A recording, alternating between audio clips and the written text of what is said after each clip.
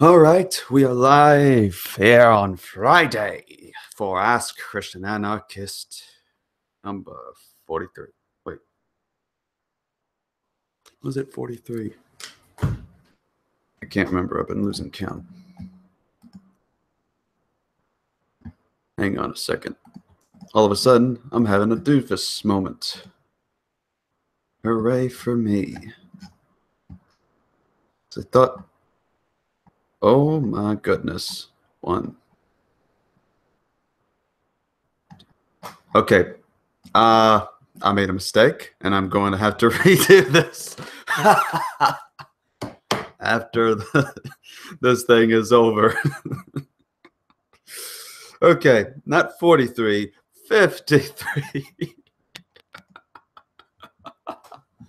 Oh. Oh, man. Well, you can tell I'm probably tired right now. Okay, just take some water. We'll do this. We'll get by. All right. Now then, make sure my audio's going good, because I've heard before that I've had complaints that the last show, the audio was kind of dying out, going in and out. So we'll see where it goes today. All right, but anyways, yes, welcome to Ask Christian Anarchist. This is the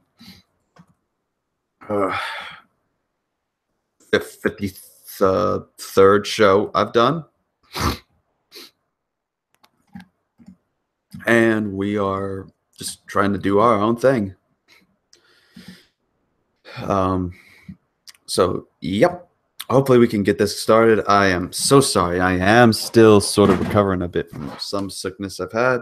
So I will still be at times muting my mic to blow my nose, so that way I can save you all the trouble.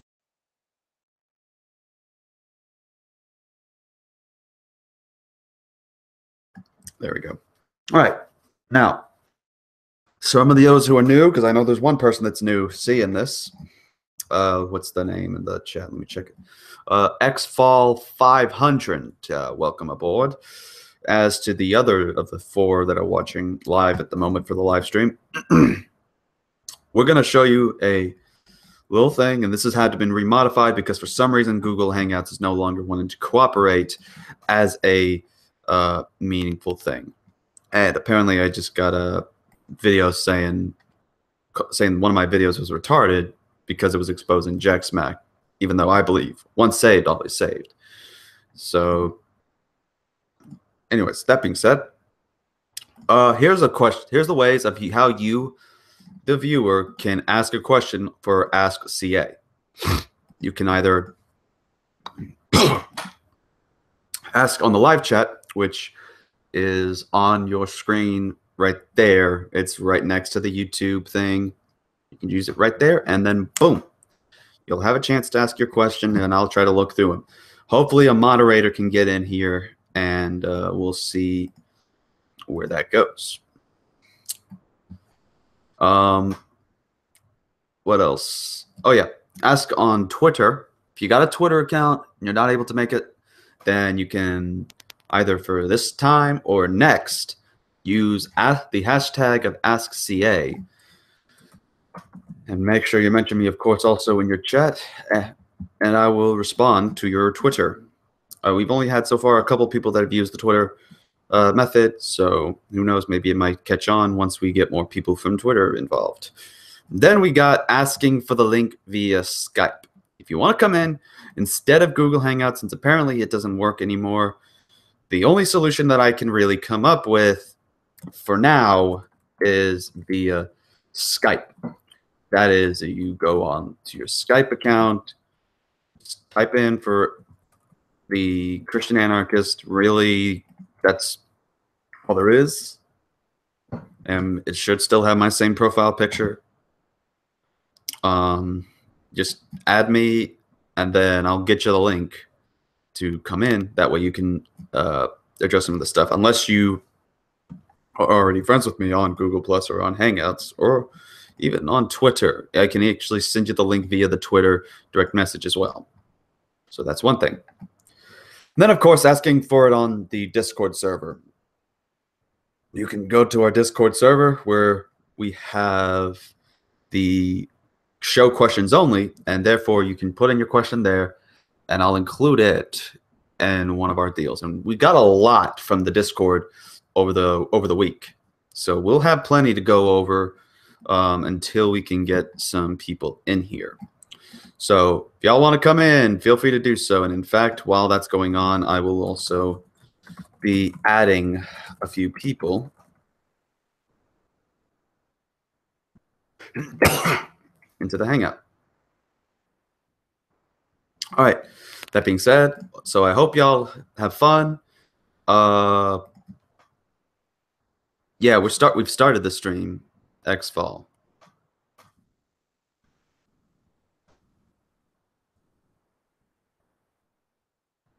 Yeah, so I don't know what's happening there.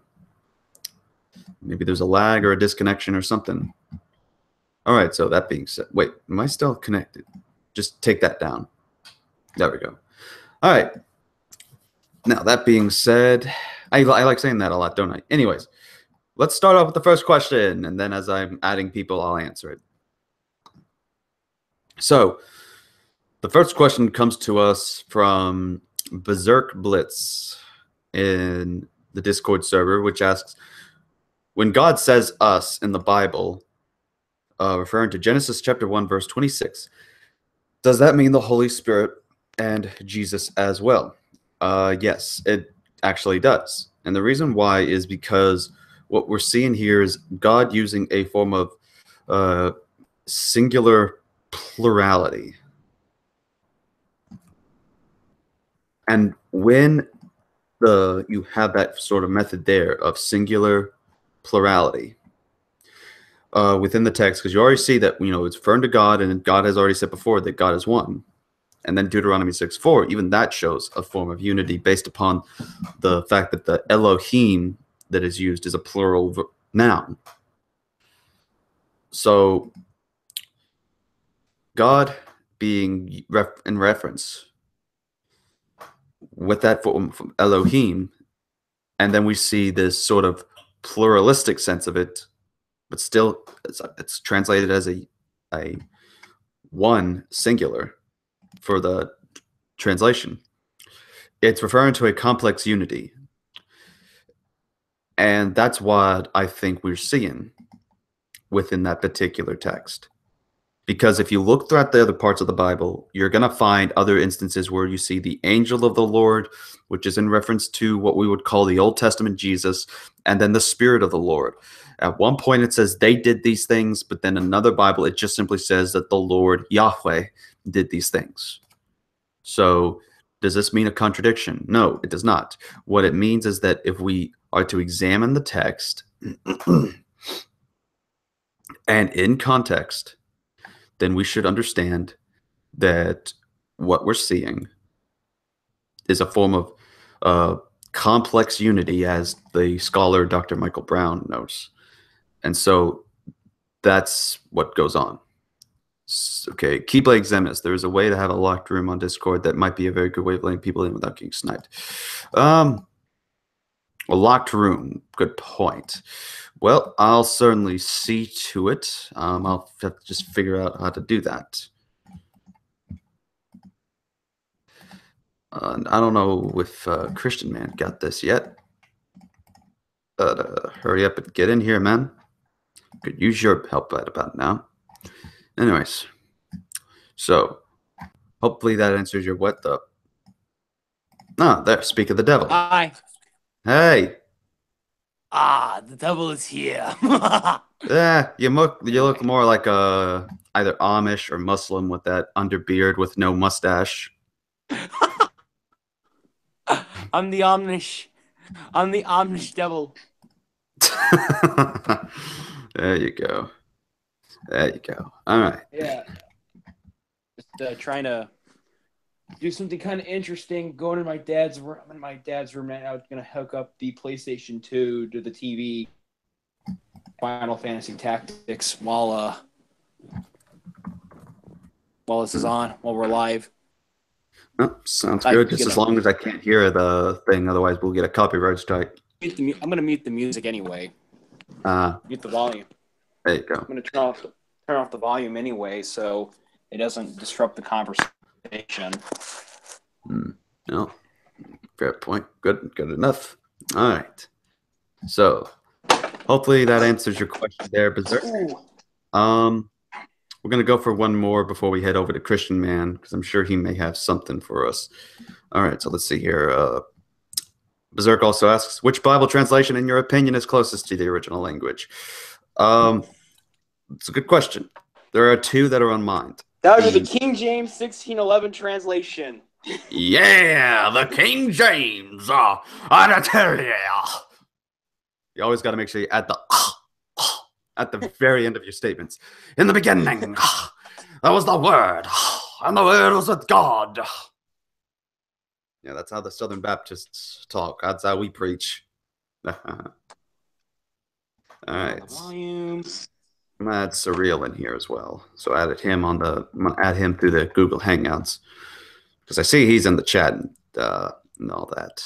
So what's next? Oh yeah, wait.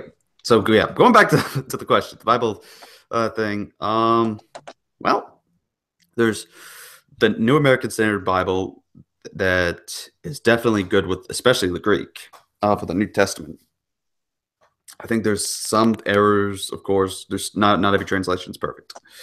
But then you have some things that are interpreted very differently, but at the same time very accurately compared to the traditional translations. And that is founded in the International Standard Version, the ISV, which, for example, translates when Jesus refers to the Canaanite woman as a dog, it actually translates as accurately for the word of konadion, which means puppy. So, interesting. And that's the only translation that I've ever seen that has managed to do that. So that's a very good translation. I would recommend it to people. So that's at least one of the accurate translations that are out there. So, yep. French fries and hot potatoes. Okay, I'm gonna just have to add the people that I've chosen so far. I'll have to look later whenever I get a chance. But right now, I do want to try to get some other people in the chat. But before we do that, Christian Man, you're in here. Do you have a question? Let me think. What's your response when Seventh-day Advent or Sabbatarians go to certain passages, like when Jesus said, "I have not come here to destroy the law, but to fulfill it," and their usual interpretation of it? Okay, so you're wanting to know what would my response be to those Sabbatarians that would use that verse as saying, "I come not to destroy the law." Yeah. Okay. So first of all, let me pull up the scriptures on my Bible software. So we're going to be in Matthew chapter 5, verse 17, starting in verse 17. If y'all want to go ahead and turn there in y'all's Bibles. So there we go. Let's get on the software. Matthew chapter 5, verse 17. All right, so starting right here, we see Jesus is, in the context here, is that it's part of the Sermon on the Mount. And by the time we get to verse 17, he then starts bringing up the law, saying, or at least part of the prophecy of who he is and what is the relation to the law. And he says, "Think not that I came to destroy the law or the prophets. I came not to destroy, but to fulfill." Okay, so note what just happens here. Not only does he say the law, but he also says, or the prophets. Well, of course, how are you going to destroy the prophets? They're dead, right? What's in reference here is the destruction is referring to the Torah, the first 5 books of the Bible, and then the prophets, which is referring to the major prophets and the minor prophets of the Bible. Let me actually just present this to everyone so that way I can get it in a much more bigger screenshot. So he's referring to that as written down in the scriptures.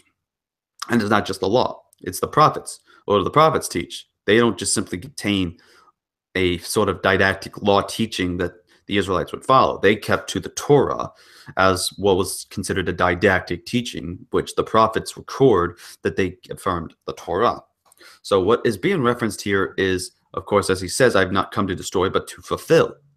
He's not trying to say that he's going to destroy these certain things, but he's referring to fulfilling that which the law teaches. And what does the law teach? The law and the prophets, of course, both teach that there will be a Messiah. You don't just find laws in these passages of the Torah. You find messianic prophecies all the way from Genesis to Deuteronomy. So that's what's going on there. But of course, let's just keep reading. For verily I say unto you, till heaven and earth pass, one jot or tittle shall in no wise pass from the law, till all be fulfilled. Whosoever therefore shall break one of these least commandments, and shall teach men so, he shall be called the least in the kingdom of heaven. But whosoever shall do and teach them, the same shall be called great in the kingdom of heaven. For I say unto you, that except your righteousness shall exceed the righteousness of the scribes and Pharisees, you shall in no case enter into the kingdom of heaven. So, we've read verse 17. Verse 18, he says, till heaven and earth pass, not one jot or tittle shall no wise pass from the law until all be fulfilled. So, he says, it shall not pass from the law till all be fulfilled. So definitely one way you can look at it is in reference to that when it's fulfilled, then it has no binding contract upon us, especially when under a new covenant, which Jesus came to give. It's at the Last Supper he records that he's pouring the wine. He says that the blood that he would shed is part of the new covenant between us and God. So, I mean, it's pretty clear just from these first two verses here, verse 17 and 18, that if you just then go to verse 18 to correlate with verse 17, it actually refutes the position, because it's saying that because it's fulfilled, meaning Christ came to this ministry, and now he's atoned for our sins and all that, it's fulfilled. But of course, they might just say, well, then what about the prophecies of when he's returning in the end times? Well, again, that's not in the law. That's not in the prophecies. That comes in the book of Revelation, which is a promise to New Testament Christians that Jesus will make a return. The Old Testament doesn't get into that. At least not that I'm aware of. So, but then, of course, let's say, verse 19, whoever therefore shall break one of these least commandments and shall teach men so, he shall be called the least in the kingdom of heaven. But whosoever shall do and teach them, the same shall be called great in the kingdom of heaven. So, I personally see, based on my interpretation, that whenever we see some things of these commandments that Jesus refers to, he makes a distinction between my commandments, as he says, and then the commandments of God, or the commandments of the Father, or the commandments of the law. He usually refers to the Torah when he does this. But when he ever says my commandments, is referring to specifically commandments that are exclusive to something that he's producing, and producing for the new covenant, and those who are in the new covenant. So then 20 says, for I say unto you that except your righteousness shall exceed the righteousness of the scribes and Pharisees, you shall in no case enter into the kingdom of heaven. Therefore, then he's saying that if you expect your own good righteousness to get you into the kingdom of heaven, you have to exceed the righteousness of the scribes and the Pharisees, which is in reference to what they teach about having do good deeds in order to enter heaven. So you're just basically having to say, well, that's the case. You have to be better than even the Pharisees and scribes, who would say you have to observe all of the law in order to go to heaven. So in a way, Jesus is saying and making a impossible hypothetical by saying that you need to have your righteousness exceed that of the scribes and the Pharisees.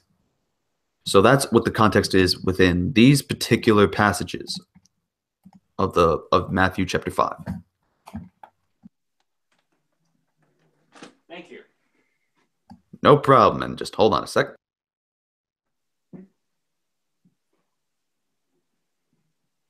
I had to blow my nose again.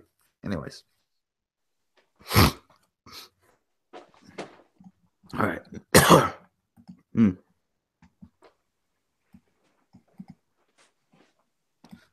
Can you give a shout out to the two Joys as coloring pages? Yeah, sure. Why not?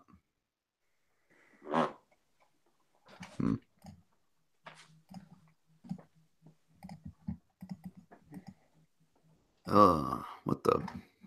Okay, apparently Surreal's in here in the chat, but he's not getting on. Do we have to tease him? I don't know. I think he's been teased enough because apparently he heard the thing and said he had the answer to your question. Oh. All right. Let me get back to the Discord questions so we can get to those. Do you know any sources where I could find the original besides the English? Usually using interlinear will help you find out the words, but a lexicon would help out define a definition. So that was from Berserk Blitz. And then, of course, he asked if Funimation or Vic Mignogna were to call me today and wanted me to have a side job over at Funimation, would I take it? Probably. I might. It's just as long as they're able to work with me. Like, you know, accommodating to certain positions and such that I have to, because I mean, I'm far away of where they're at. I've been to Texas before, but I mean, I don't think it would be able to be worth the drive unless somehow we're able to, unless they like send me a microphone that's studio quality and would able to pad up my my closet with material that make it sound like studio quality. I could probably do that. That probably work out. Otherwise, they're just gonna have to get used to me using a little iPhone for recording lines. All right. All right. So Veckel, of course, wants to come in now. That time. Can't wait to see Beckel again. Yeah, he's been taking care of the kid. Apparently, that the kid's a thief. Saw a picture that tried to steal Veckel's hat. Yeah, it's a clever little one, isn't it? Clever girl. Yeah, clever girl. Jurassic Park, ladies and gentlemen. All right. Now, where was I? Oh, I missed the question. Okay. All right, so hopefully that answers that. Then we have, I'm going to go ahead and just answer Alaricus, or Alaricus. However you say this name. Alaricus X. How many times should I audition for a voice acting role? And should I try auditioning for a female role? Well, I think you've asked a very good question. Okay. You should, if you're talking about like for an individual role, you really shouldn't apply for it more than once. Just do one time. But if you're doing the audition, at least take multiple takes in that one recording session, because and do it as much range as you can vary. Like, for example, if I were to, like, just for a simple thing, because there was the only thing I can think of Crow from Ruby, Vic Mignogna doing that part. You know, you have a short distance, medium distance, and a long distance. So maybe try to, something's low, something's close, but you're getting all dramatic and all that kind of stuff. Be like, you know, kind of be like, for my character, I would try being something like this. What are you doing here? And then, you know, if it tries to get to a take of being medium range, like they're not exactly close, but they ain't too far away either, then take it to the level of, what are you doing here? And then maybe they're a little far off, so maybe something like, what are you doing here? So do like three different takes in terms of distance as well, maybe. Depends on if you can understand what the context is or not. Sometimes I don't get the direction lines of what's exactly happening, so I have to like think and experiment. So anything from that and tone, like maybe instead of the "what are you doing here," maybe "what are you doing here." So maybe like a bit of a worry, just tones. Experiment with it, so that way you can figure out and operate um, what they want. So that way when you send the one single take, like I sent a take for like just I think was like maybe 9 or 10 lines, and it took me 6 minutes to 6 minutes and 30 seconds to record those lines that I repeated, because I want to make sure to give them a lot of stuff to work with in different variations, so that way I don't have to do retakes. And then maybe I could also, for other things, I could nail an audition as well. So that would be my advice. And of course, Sister wants me to do the Vegeta voice. Oh, you kill me. That's probably pretty grueling for your voice. Oh, you have no idea how the Vegeta voice is cruel to my voice. Ugh. Sorry. I hear you, man. Oh, yes. So, okay. But I mean, yeah. So if you wanted to do an audition for voice acting, one take is all you need. Make sure that the take has a lot of good variations, so that way the person knows what to do. And if they find one thing is like, I'm not too happy with this way you did the voice, maybe let's try this other way you did the voice. That might be work. And should I try voice acting a male or a female role? Depends. Can you do a female voice? I mean, I know I can't. I know I can. I just sound like a person trying to imitate a female voice. What's a good way for you to try being a female? Let's do the most stereotypical anime female stereotype you can get. So maybe something like, oh, senpai. So it's not even good. It's not even good for me to do that. Yeah, you can't. It's hard for guys to pull it off. It's rare that guys can pull it off. There have been some that did manage to do it, but you got to have this thing we call range. When you have that range that can reach it, then maybe you can get it. Otherwise, I mean, it's like trying to get a 500-yard target with just nothing but a little 38 pistol. It's not going to work. Right. You got to have a sniper or something with range. And you're definitely right about having different variations. But when you're auditioning or even recording, because I know the last recording you did for me, CA, actually had, you tried it different ways. Yeah. And I was listening to all three, and I was like, no, that's not going to work because the emotion doesn't match the context. And then, so it gave me a lot of room to, number one, pick which one is better, or number two, kind of Frankenstein the each of the different ways you did it. Throw them up in the air, chop it up, and see which part of the first time you did it I like, and which part of the second time you did it I like. And then put those two parts together. So it's a good thing. Good thing. Yeah. Yeah, I just want to know also, CA. Are you how's it hanging, man? Because I saw that I didn't appreciate what those guys were doing to you in that one video. He was beating you up with those the soft things, man. So I actually started to call the police. But I tell you, that was pretty rude. It's pretty rude. Oh yeah, it was pretty rude. No, in all seriousness, that was my favorite video to do. In all honesty, it was like, I mean, wow, it was like it's something I've never done before, but it's been fun hanging out with those guys. What did you call those things again? What did you call it? What the game? Yeah, what is it called? Dagger here. Oh, Dagger here, Dagger here. Dagger here. Yep. Dagger here. Yep. What kind of name is that? It's kind of like a little, whatever tribe or medieval kingdom kind of name. Oh, it's a made up name.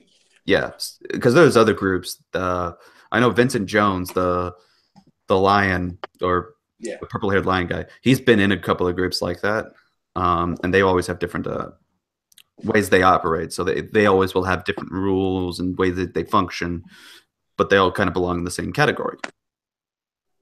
Ah, okay. Yes, but it's pretty good. If you ever find one in your town, I would recommend trying it out because it's especially for either fun or getting some stress relief. It's pretty good.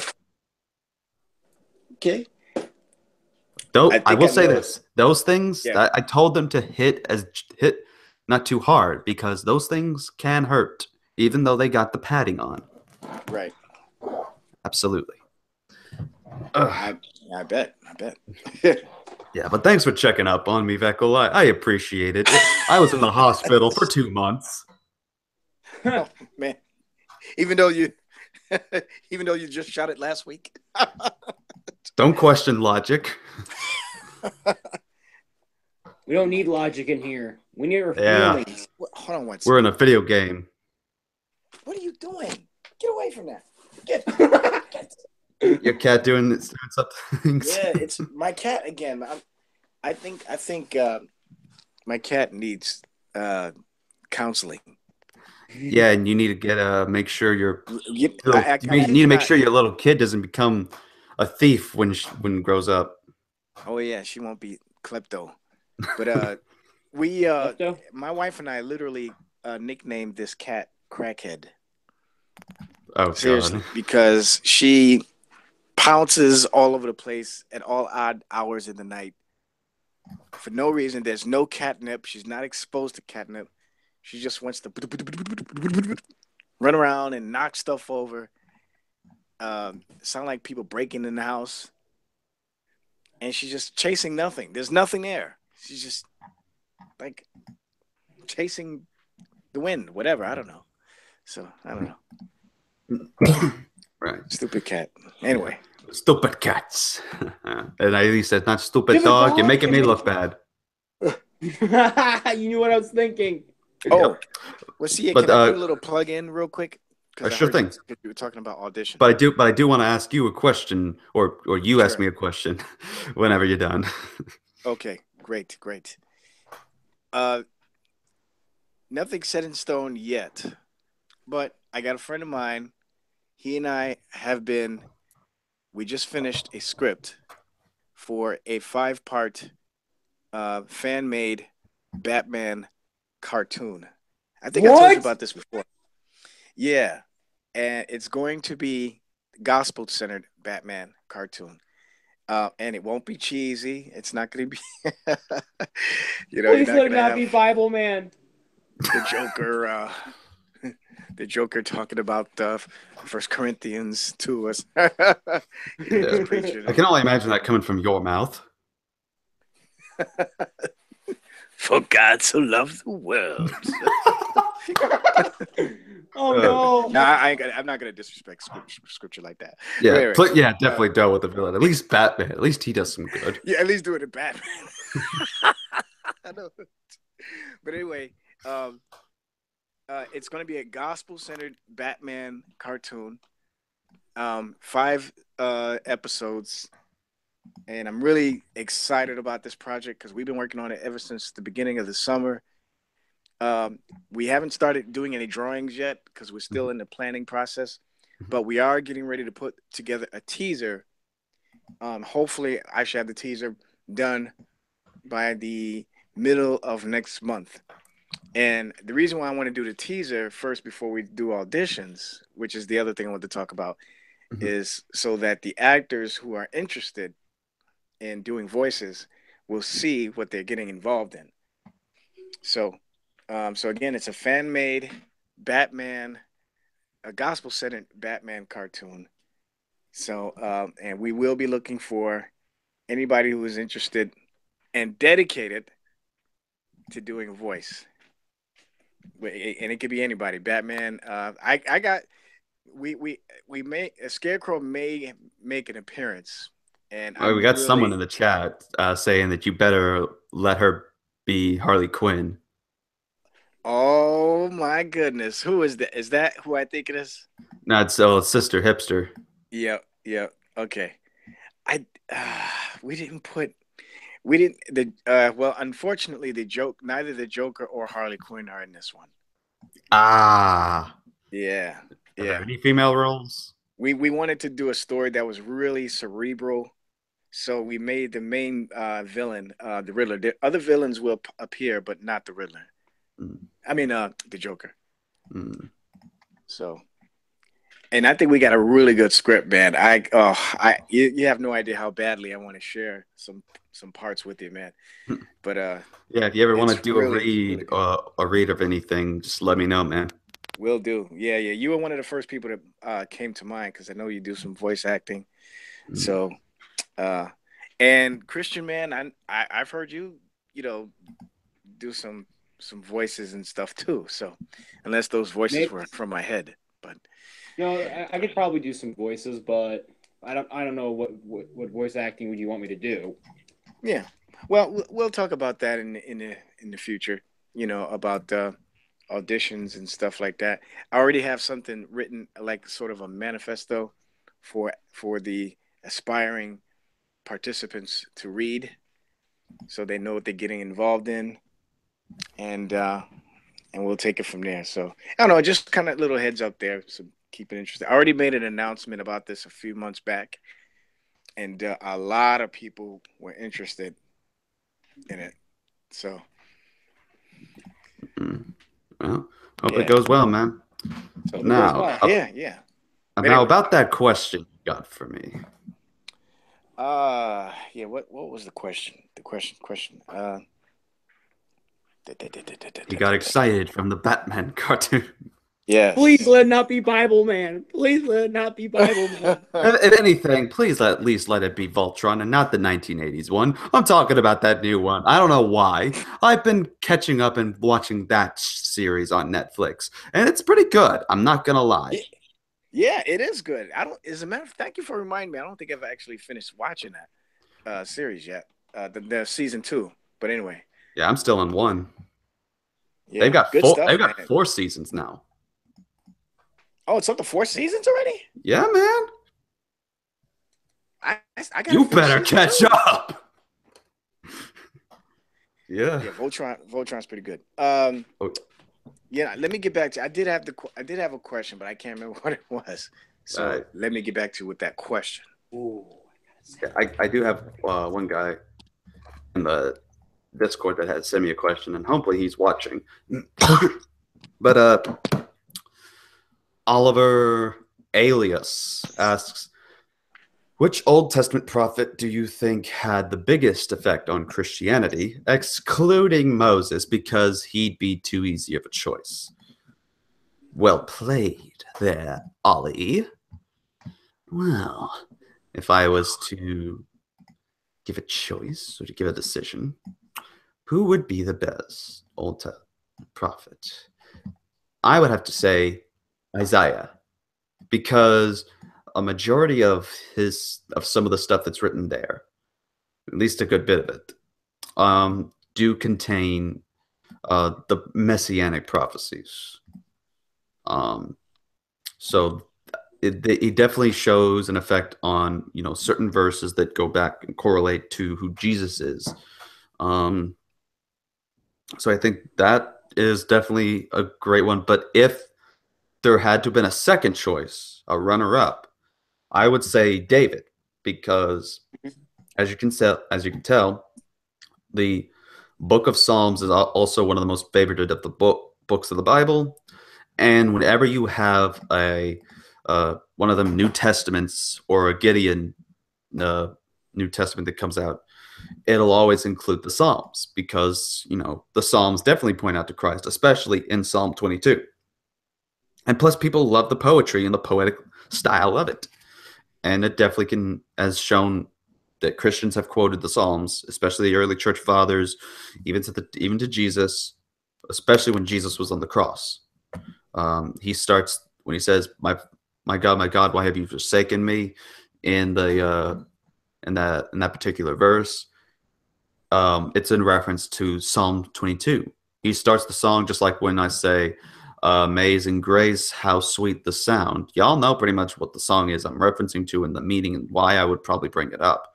So just likewise, Jesus is bringing it up because it is a messianic psalm and a prophecy that he is fulfilling. So it's between the Psalms with David, David being the prophet, and then Isaiah.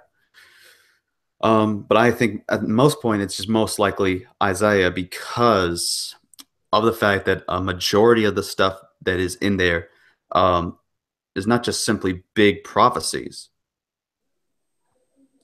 but even prophecies connecting to the deity of Christ, connecting to the crucifixion, and connecting to who exactly Jesus is. So that's who I would say would be the besides Moses, the Old Testament prophet that had the biggest effect on Christianity. So I hope that answers your question there, Ollie, because the next question is short. What is your favorite non-primary color? The inky blackness that is my soul. Next question. All right. But yeah, that one was from Circuit the Fox, and I think that was very he likes to be a little silly, that fox. Okay, I got a question for you. Actually, a couple of them. Ooh, I like dos. Okay. The first one's going to be extremely weird. You ready? Yeah. Oh, yeah, no. I can't wait. I'm even wondering if I should even ask you this question. But you know what? Go ahead. It's in the Bible, so we might as well ask it anyway. All right. I have an answer for it, but I'm dying to hear what your position is on what is stated on Ezekiel 23, verse 20. All right. Let me pull out my software real quick. Yep. Because want to make sure that, one, the audience sees it, and two, that everyone also sees going over it. Okay. Right. Brace yourselves, folks. So Ezekiel. Yep. Because I think I might know what you're talking about. So Ezekiel, let me see here. Some Muslims try to bring it up. 25? No, chapter 23. All right, 20. Okay, and verse 20. Yep. Yeah, yes. Let's see. Verse 20? Yep. For she dotted upon their paramours, whose flesh is as the flesh of asses, and whose issue is like the issue of horses. Wait, hold on. Let me do Holman Christian Standard. Yeah, okay. So first of all, let me ask you this. So one, why do they bring this up? Well, the majority of people outside of Christianity would bring that up in order to point out some sort of immoral writing on the part of Ezekiel or from the mouth of God. Right, but of course they would ask the question, theists, but they would be theists, of course, because I don't think an atheist would say that this was immoral by describing size and emissions of sex. Yeah, some of them would try to say it's pornographic and it's not needed, So yeah. So I'm just curious. I have a take on it, but this is Ask Christian Anarchist. So I want to get your take on it because I could be way off with my position too. But go ahead. Mm-hmm. Well, so far, let me first of all figure out what is going on in the verse. So let me go ESV because I think so Ola and Oliba is speaking here. Yet she increased her whoring, remembering the days of her youth when she played the whore in the land of Egypt and lusted after her lovers there, whose members were like those of donkeys, and whose issue or mission was like that of horses. So I don't know what else to say other than the context is quite clear that starting in verse 19, it's talking about someone. I haven't read this particular part because I haven't gotten to Ezekiel yet. And so far, it's whoever's the person mentioned here. So, okay, it says her sister Olabia saw this, and she became more corrupt than her sister in her lust and horror, and she lusted after the Assyrians. So I can't tell if it's either Oliba or the other one, but either way, saying, yet she increased her whoring, remembering the days of her youth when she played the whore in the land of Egypt. So was a prostitute in the land of Egypt. And while at that time, this person lusted after her lovers there, whose members were like those of donkeys, and whose issue was like that of horses. So, yeah, it's pretty graphic. yeah, but at the same time, the Lord is graphic in depicting out the seriousness of the sins that go on, such as you could tell, when people are smashing babies' heads in with rocks. Right. So he is definitely going to mention the seriousness of an issue. Well, the issue there is in reference to seminal uh, projection. That's what it's talking about in that's what it is in Hebrew, from what I understand. And could you explain that then? Say it again. Could you explain that, the seminal projecting? Yeah. Well, that's what's so controversial about this passage is that where in the King James it uses the word paramours, or members in other translations. It's simply talking about the penis, and the issue is talking about the semen. So when an atheist or a non-believer comes across this passage and they try to bring it to the Christian's attention, it's often with the intent to either ridicule or try to point out some pornographic material in the Bible, which is not, because pornographic material is meant to arouse sexually. And the context here is talking about a woman who lusts after her patrons. But there's more to it. But that's what the word issue means there in the King James. So you see the two names, Aholiba and Aholia, or something like that. Yeah, those are names, nicknames for Jerusalem and Samaria, I think. Mm-hmm. So I think Jerusalem was called Aholia in this prophecy here, and it's just basically a prophecy about what's going to happen to Jerusalem and Samaria because they lusted after the pagan, pagan nations, the Babylonians, the Chaldeans, so on and so forth. And I kind of find it funny too that they're nicknamed Aholia and Aholiba, but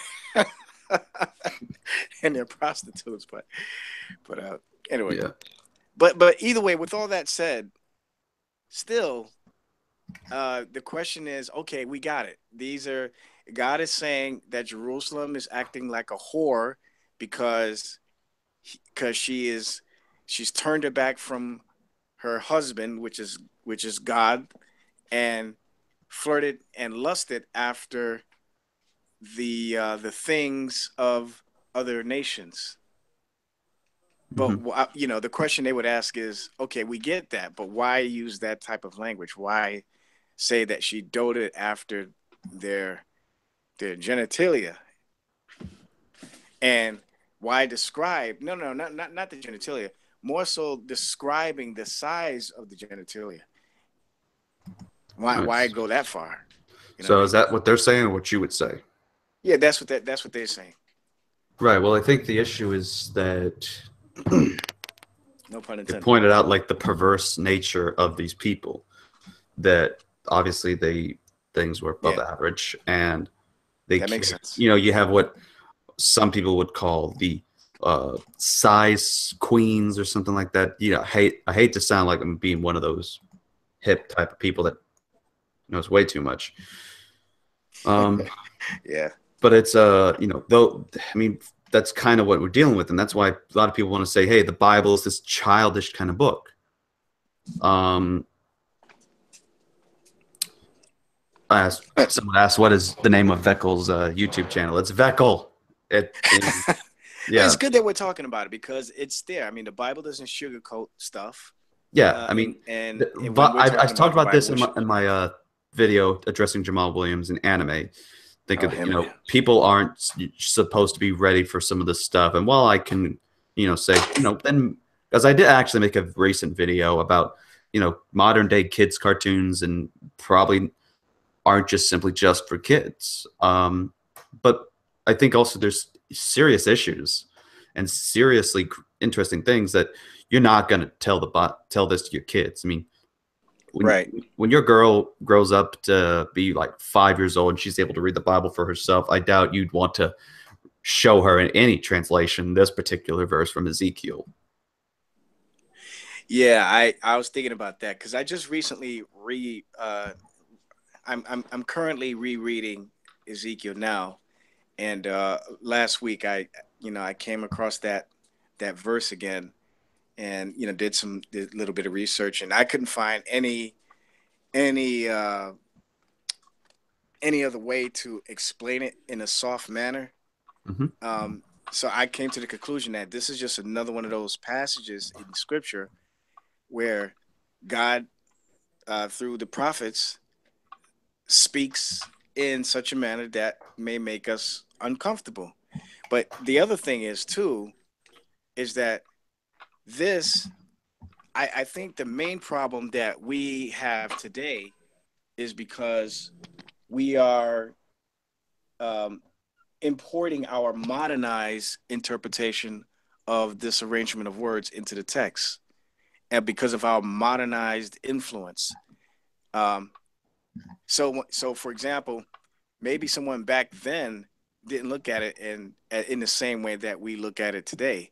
Today, somebody's looking at it like, dang, these dudes, man, they got it like that. Wow. I mean, just look at the Song of Solomon. Back then, yeah, go ahead. I mean, but here's the thing that's also hypocritical. So, I mean, when was the last time you heard the objection to this passage? Oh, you're talking about Ezekiel 23:20? Yeah. I haven't heard any objection to it. It's just people just bring it to my attention to try. Yeah, who was the person that brought it to your attention last time? It was some random atheist on Facebook. Yeah. And this is like they brought this up maybe a few days before I got to that chapter, because I try to read a chapter a day when I'm, Bible study. And just so happens that I was getting ready to get that chapter. Mm-hmm. So I mean, next time you see an atheist say it, of course, always ask, well, why do you think it's wrong? And, see where it takes them. But normally I've heard like Muslims use this as an objection. Like I remember Marshall Mathers actually uses, see, look, the Bible's very dirty, has porn in it. And he uses this verse as like, and this is coming from a Muslim? Yeah, he's like saying, look, take a look at this verse. And I'm like reading it. I'm like, yes. And I'm reading it. And he's like, he's like giggling and laughing about it. I'm like, what? It's like, so you agree with that? I'm like, well, it's a book and it's just saying what it's saying. It's like, do you agree with that? I'm like, agree with what? What the heck are you talking about? Apparently, he eventually just said that he thought that no God would put that in his book. But Quran 78, 31 to 33 describes paradise, saying, verily, for the pious is a blissful place. gardens and vineyards, and the girls with swelling breasts of the same age as themselves. So guys will be with girls of the same age, and of course has to include, though, their swelling breasts. The breasts just have to be swelling. Yeah, isn't there a verse in there somewhere about the boobs not dangling or something like that? Yeah, because I think that's the only Quranic passage I know about it. Okay. But at the same time, you still do have the hadith. Yeah, but see that, and even the context is vastly different. One is talking about what you will receive in heaven, okay, while the other one is kind of speaking as an indictment against these people. That's not a complimentary text talking about the size of these men's genitalia. That's an indictment against them. Mm-hmm. He's comparing these people to animals. That's not a good thing. Yeah, last I checked, again, normally when you're compared to an animal, that's kind of a bad thing. That's what I was saying before about us importing our modernized, influenced ideas into the text.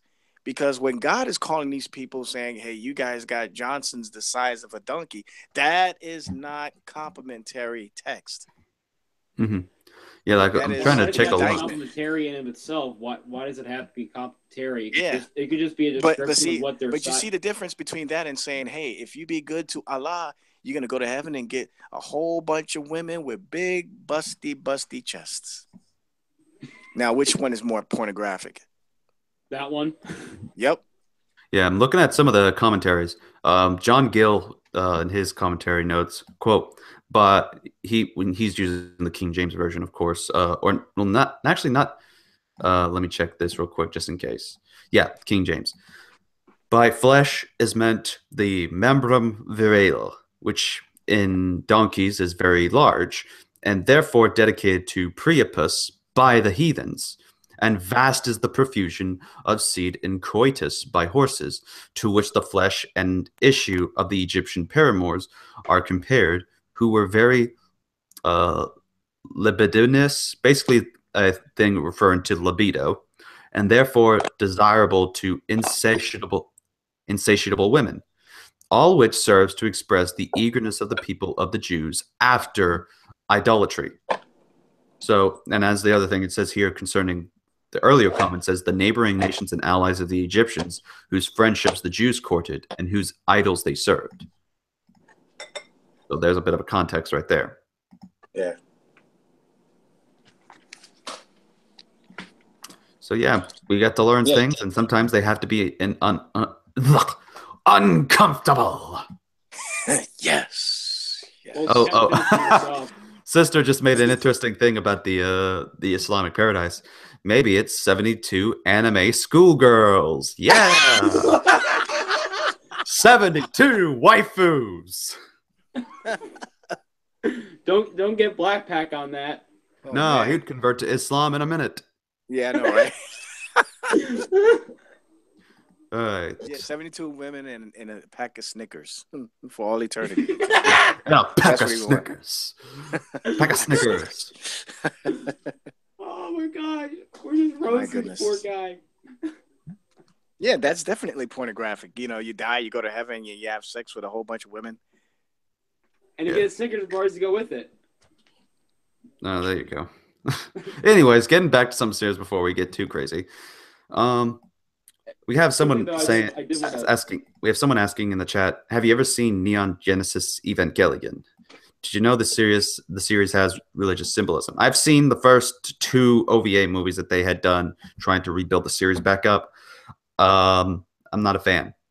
It's way too depressing. It is. Yeah, I mean, I can tolerate Berserk, and still haven't seen that one yet. Yeah, it's intense, but even then, at least there's good justice that eventually gets delivered elsewhere into it. And it's like, yeah, but it's like Neon Genesis Evangelion. The main character's way too whiny, and everyone just dies in the most miserable way. And I hate the symbolism that's in it because usually, while it can be referenced as some good, it's mostly just simply an Adam and an Eve, and saying that the angels they're portraying these people as a villainous type of creature. but I don't know. I'm just not too big of a fan of it. I didn't like the first two. I got depressed. I stopped watching anime for a week after that. Just no. Oh, no, that's bad. That's real bad. Hey, another question regarding anime. Uh, when did has there been another season of One Punch Man out yet? That is a highly One Punch Man. addictive cartoon, man. Well, let me check to see if there's anything about season 2 that's been confirmed. So let's see here. Anime. One Punch. So far. Oh. So it says in September 2016, a second season was confirmed and is currently in production. Oh, okay. I Oh think I my might gosh, watch that I'm gonna again. love that. So it's still going through some production, but it will come back on with a second season at some point. Yeah, and I think it's going to blow up because a lot of people are. It's pretty well known by even people who I thought weren't even interested in anime, uh, and they're talking about it. I'm like, man, do you like that cartoon? Yeah, man, it's good. It's hot. The One Punch Man is gonna be like the next DBZ. Yeah. Pretty much. I'm way more entertained by One Punch Man than I am with DBZ, but I don't know why I am, but I don't know. Yeah. The character, what's his name? Saitama. Yeah, Saitama. Saitama. I'm really intrigued by him. I like that he's just this average, ordinary guy, just kind of bored. Doesn't looks like he doesn't know what he wants to do with his life or whatever. He's bored He's because the most powerful he's too. man on earth. Yeah, but he's bored because he's too powerful. Yeah. And you have so much confidence whenever he encounters a huge monster or villain. You just know that he's got it. He's got it. He's gonna take care of this guy real quick. Mhm. You know? Yeah. And even though sometimes he takes these guys down easily, it's still fun to watch him. I don't know what it is about this character, this cartoon, this anime, but it's just so much fun to watch. Yeah. Absolutely, man. All right. Well, we got about an hour left before the show ends. Just reminding y'all, everyone. So if y'all got a question, make sure to submit in the live chat. Ask on Twitter. Ask for if you want to come in, ask for the link via Skype. Just add me on there, and I'll gladly get you the link to come in after I check everything, of course. Oh, all right. I got another question. All right, before you do, and then of course, don't forget the Discord server. We also allow that. Anyways, what's your question? Then we go to Christian Man. The recent issue with Trump and his announcement for Jerusalem becoming the capital of Israel. Do you find any prophetic? Do you find that to be prophetic in any way, shape, or form, or no?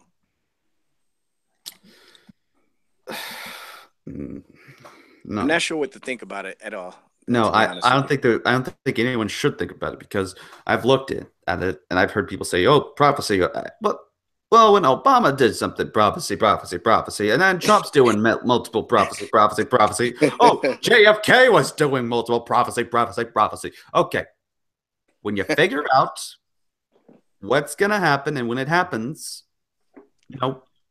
you come true. Maybe you can stop acting like Jehovah's Witnesses and get your things all wrong. And you have to reschedule and plan the next one that's going to be a failure.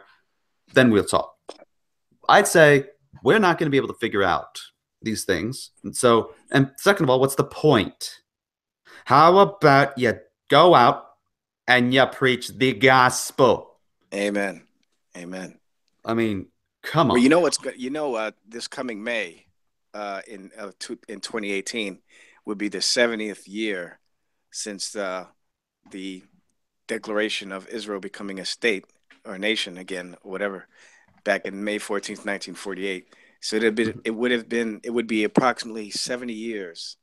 So I'm thinking there's probably some prophecy nuts out there, no disrespect, who are going to look at that and say, see, there, 70 years. Remember what happened to the Israelites, the Babylonian captivity? 70 years in captivity. Mm-hmm. And then they were released. Well, that means 70 years from the nation of Israel being called a nation again. I don't know what they're going to say this time. Either the rapture or what? I don't know. All I But know is that John Hagee's gonna make some money off of this one. I'm Oh sure he will. no!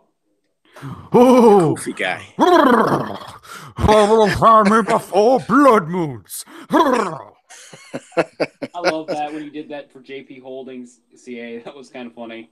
Yeah, Tecton TV with. I got to be John Hagee for a bit. Oh, but you actually did a voice for his cartoon?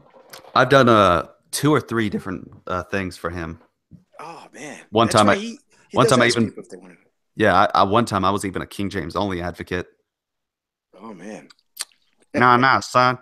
You must see that the King James is the superior translation. So, off you go. I could channel my Southern if I want. But That wouldn't be too hard for you, right? I forgot what this one guy was. He was oh wait, he called himself Moses David though. David Berg. Some kind of he was some kind of cult leader that ended up making some kind of prediction of the end of the world, and I didn't even notice. But apparently, at some point in his life, he did wear these glasses that almost look like Macho Man Randy Savage glasses. And I just like on accident just tried my take of it being, oh yeah, it is Moses David. Comic Tech. We're bringing an end to the evil world. Oh yeah. That is awesome. It's Macho Man Randy Savage. Oh yeah. I can't do it too loud. The baby's sleeping. Yeah. How is she doing, by the way? She is just awesome, man. You guys should get a kid. Yeah, I've already got a nephew. That's enough for me. Okay, that's good. He's already troubled. Yeah. They're not that trouble. Yeah. I just kind of like take them down like wrestling style. Hey, Beckel. Yeah. All right. Someone wants you to pray for them. Says hey Veckel, can you please pray for me? I have cerebral palsy. And can you also pray that I can land a role in Dragon Ball Soaring Dreamers? My real name is Simeon. Thank you. Sure. I never heard of Dragon Ball. Is that another Dragon Ball? It's a non-profit fan-based parody. Dragon Ball Soaring Dreamers. Oh, is that what you're a part of? No, I'm part of Dragon Ball Super Abridged. Oh, Super Abridged. Okay, gotcha. Yeah, from Hero no Hero. Which X-Force. Okay. Yeah. I'm an event for a bit. Go right on. Because honestly, there has been something that's going on in production for our crew, and we've done parody music videos, and the one, like I said, I like Loose Cannon, who is pretty much, as the username implies, he's good at his job. He's good as a voice actor, and he's able to pull off a good job. I've even heard a little fan dub he did of a scene from Berserk where he did the voice of Guts. And I'm like, oh my God, that's killer. I wanted to do something like that. Man, you're making me jealous. And I look up to Beer. I look up to Luce. He's a very good guy. And he's basically been someone I've looked up to want to be like in voice acting, to be as professional and diverse as he is. But we've gone over, someone wrote a song lyric for him to do a parody of X Gonna Give It To You by DMX. And, he's able to move the lyrics fast. He's able to rap fast. but the song. But here's the thing. His what was it? The fourth episode, which is the first season finale we did. We made a joke that because Beerus is an otaku, in the thing, he at one point mentions that he's a fan of traps, just because he is your average otaku, I guess. It's part of the parody, but it adds some humor to it. We thought it was just gonna be a little, because we just mentioned like different kinds of traps and the whole thing, just to make fun of the whole thing. But now we're apparently, I guess, it got something that one of our guys wrote the lyrics to this, and that's mostly what it's about. Is the traps, especially lolly traps.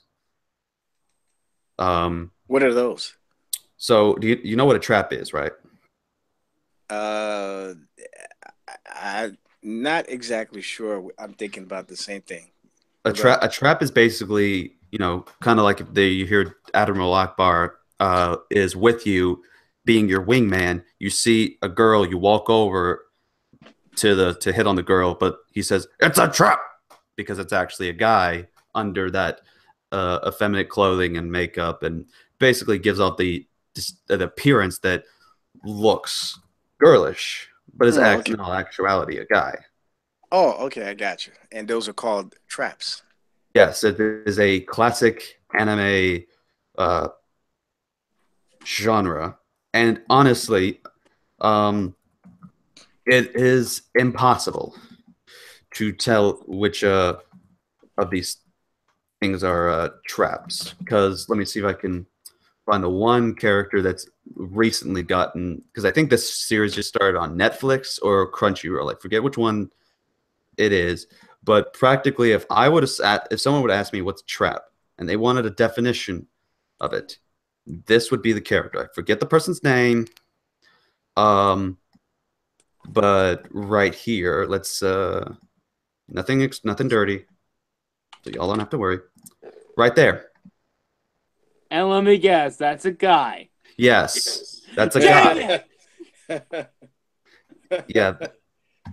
And it's not the first time the series has done that. They've done that with a Neko, and really, like, for 2 or 3 episodes, is treated as a girl that the guy is trying to flirt with till he finds out it's actually a guy. Now, are these guys heterosexual or are they homosexual? It can be either way. Because I know Hideyoshi from one of the shows doesn't really go much into it, but does kind of give off the impression that he's, heterosexual, and most of them are usually heterosexual. Right. I forget which one. There was one group one guy, he just, said he was a trap.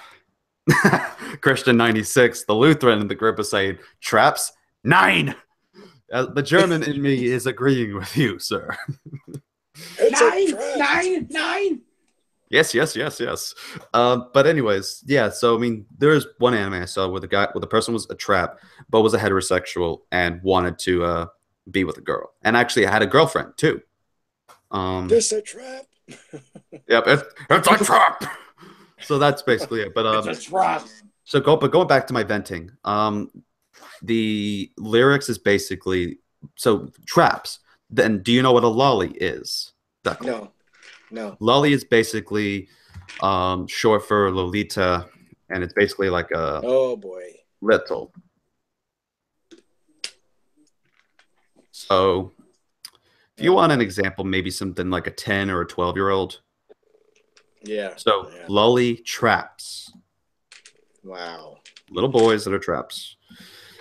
No. And yep, go ahead, get that out of your system. So I looked over the lyrics because they passed out the posted the thing on our Discord chat, and I took a look at it because I'm like, oh great, we got Luce doing a song again. This is awesome. At first, it's like, what he would be, but then just all kinds of bizarre things. I'm honestly going to be kind of concerned whenever this hits, not because of what I believe and how I just genuinely disagree with this. And good thing I'm not going to be working on this video at all. It's mostly going to be loose cannons thing, but how the fans are going to react. Because I can understand, some people are probably going to get a lap at the same time. I mean, it's way too much, in my opinion. And you don't have a say in this at all, huh? I'm not a head. I'm not a mod. I'm not a director. I'm just an actor. So Okay. the only thing I can, and they know I'm uncomfortable with this kind of stuff. So it's a good thing they're keeping me away from it.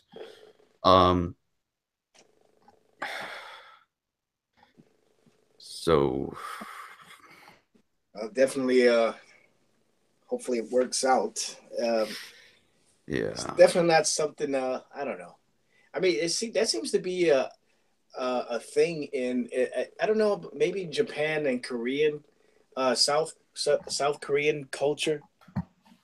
They seem to be really big in sort of feminine looking guys there. But even though they're heterosexual, but like the guys, like the boy bands in there, I see a lot of pictures of some of these boy bands in Korea, and a lot of them look very, very pretty.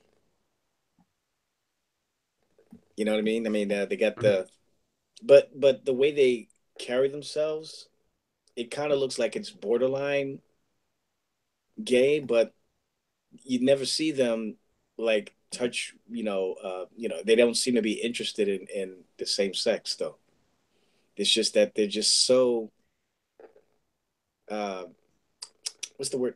They seem to be so fixated on being pretty, being good looking, that it almost comes off as them looking gay, but they're not. They're just really, really pretty. Yeah, that's called metrosexual. Yeah, some of them actually look like live action anime characters. Yes. Yeah, the way the hair is done. I like, man, a part of me wish I had hair like that, because if I did, I'd probably do the same thing. But who knows? Yes, we had during the conversation. Apparently, we had some Christian 96 saying, "Lully, Super 9. Lully is proof of total depravity." Yes. Finally, we have the answers. I'm now starting to agree with you. Yep. If you want proof of Calvinism for total depravity, lollies. That genre exists. Calvinism and everything. Yeah, Calvinism and everything. Then Made in the Abyss will not. Oh yeah, and Sister says it's Made in the Abyss. Will not touch it. All right, so let's see. Well, listen, brothers. I'm probably up a lot later than I should be because I have to work really early tomorrow. But I wanted to pop in and say hello. Well, good to hear from you. Hey, I'll let you know how I'm doing tomorrow. I'm going on street preaching tomorrow. After I get done with Dagger here. Yeah. Do you going by yourself? Don't know yet. I hope that one of my friends can respond to his Facebook, since that's the only way I can actually. Yeah, because that'd be great if you can put it on tape so we can see it. I might record it to see how that turns out. But we'll see how it goes. But yeah. Well, God be with you, man. So be safe, and I trust you'll do a good job, not only preaching the word but defending it as well. So, thank you. Yeah, but all right, man. I wish I could stick around longer, man. But it's one of those weekends after work. Yeah. Well, I'll be praying for you and hoping you do good for work, man. All right, my friends and brothers. I'll talk to you later. God bless you. All right. God bless you. All right. So we got about almost 30 minutes. Sorry about the venting for y'all folks. Let's see. Oh yeah. Let me see. Let me get the link for you. Scarlett's wanting to join again. All right. So let me get there. All right. Yeah. Sorry about that, folks. But again, we do have almost 30 minutes to if y'all won't join the hangout or to ask a question regardless.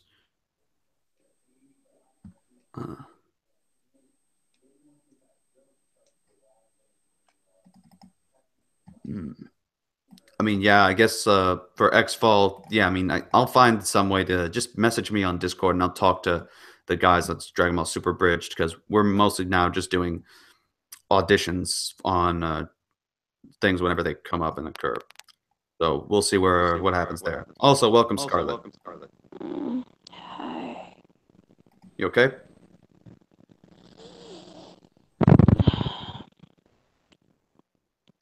You okay? Tired. Well, I mean, if you're tired, why are you on here? Why don't you get your sleep, girl? My body will not let me sleep. It is refusing. I will lay down and close my eyes, and I'll pass out, but then I'll wake up. Make some hot That's cocoa me or at times. cold milk or something. Usually helps me. And we're getting some feedback from you. Oh god, no, is my paper chair leaning? No, not my paper chair. Fuck. We're getting a lot of scratching, like a lot of blowing air in there. Sorry.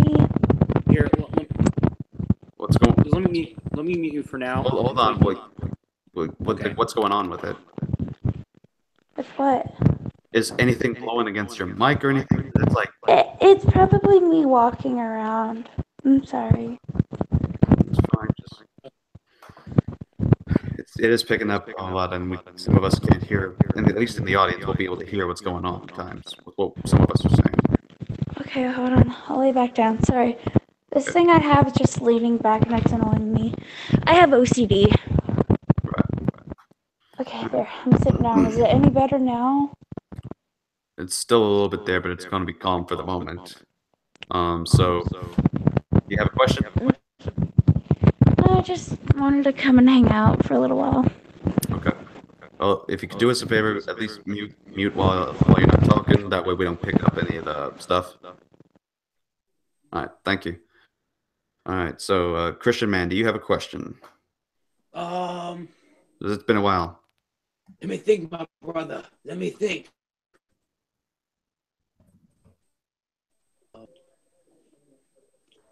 What's your thought on the whole net neutrality thing? No thought. I haven't really researched into it, and I don't care to. Okay. Because to me, as one of my friends, Ollie, put it, it's probably going to be like the Y2K thing, putting too much worry into it. We should just relax. And I kind of agree because some of the stuff I've heard is usually been ridiculous. So I don't think the internet is going to die. Yeah. Well, you want to know my thoughts on it? Sure. What's your thoughts? From my perspective, as a semi-libertarian, I think that some of the aspects of it are just some of it's just stuff that has already been corrected before by, for example, like when people responded harshly when Comcast was throttling Netflix and everything. Yeah, remember that? Because this is where like most of the net neutrality stuff started popping up. Mm-hmm. And people reacted very harshly towards it to the point that some of them lost their subscriptions and Comcast had to make a new deal with Netflix. So I think that people usually most of the time will vote with their dollar and will say that I don't want to support this anymore. Or if they do something bad, so they'll try rectifying their mistakes. So that's just my perspective on the whole thing. And secondly, I find that the most of the people who actually support net neutrality either have lack of historical perspective on certain things of why certain things are the way they are, or just some things like that. Like how do we get here and stuff like that? How can we rectify this? You know, just that's my thought. I don't think it's going to be. I don't think when the director of the FCC is going to reveal. Can you hear me still? Yeah, I can hear you. Okay. My final thought is just that I think there's nothing really bad going to happen because we've had the internet for so long for the past 10 years before the net neutrality was even enacted. So I don't think nothing really as big is going to change. Mm-hmm. That's just my opinion. Hey, I actually have a question. All right, what's up? Okay. So, basically on the news lately, what do you think about the thing that happened between the bakery and the gay couple? Like, they're talking about, like, removing, or they're talking about fixing the Constitution about, like, the right to bear arms and, like, religious freedom or something. Well, I don't know where right to bear arms comes into the context. I Think you're mean, they're referring to the talking First about that. Amendment? The right to bear arms one, just because of my teacher was talking about it, and the one I'm mainly talking to you about is the religion one, because Right, but I don't see where the cake thing has any. well, because they refused a service to a gay couple that was Okay. getting married, Right, but and I guess it was in their religion that they couldn't serve them. that has nothing to do with the right to bear arms. Well, no, I'm trying to think of what amendment it is. The First Amendment. The First Amendment. The First Amendment. You have to excuse me, I'm tired, okay? Okay. Right, Something is counter- the freedom of religion.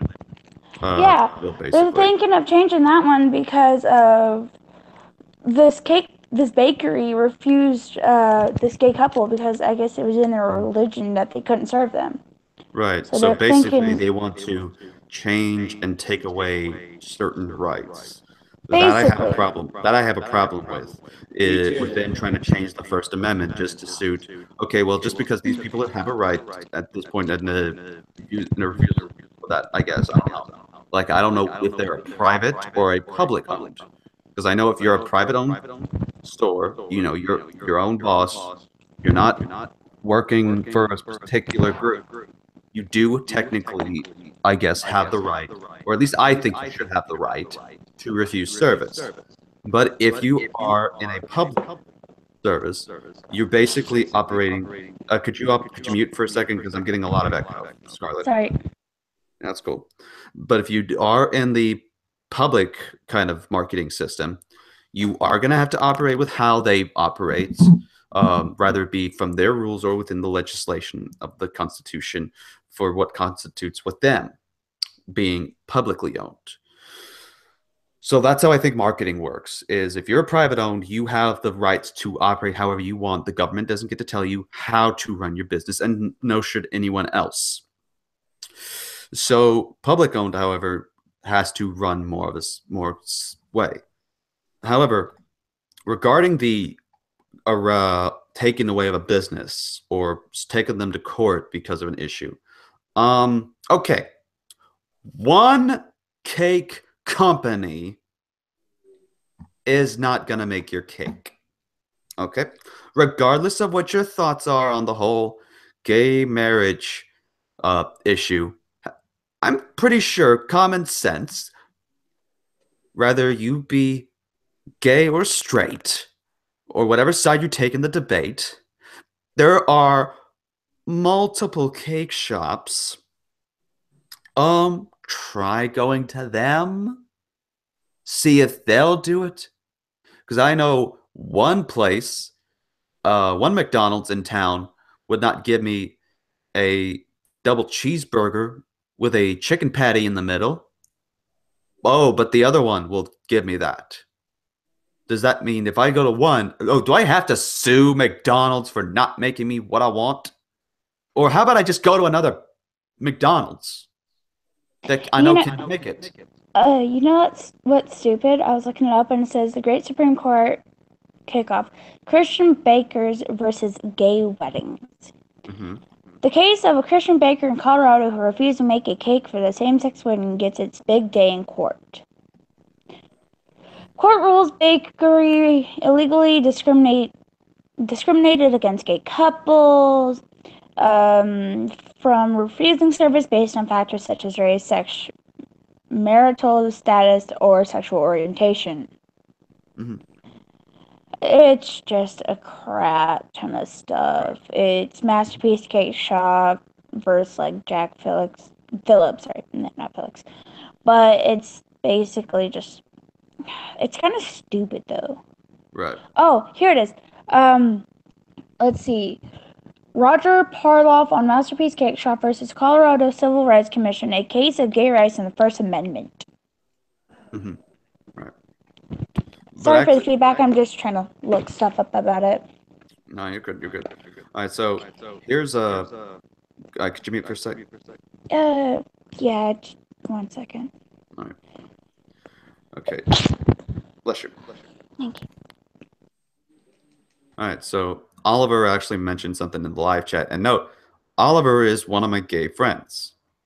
He's a gay furry, and he actually makes a good analogy, I think, because this is also my other thoughts on it. So he says that basically this whole thing with gay cakes and the cake makers, kind of like the same thing with an artist turning down a commission. So technically, the artist has the right to turn down the commission, but also he has to also realize that, for one, it's also can also be business and just simply turning down business. But also, he has the right to turn down the commission if he wants.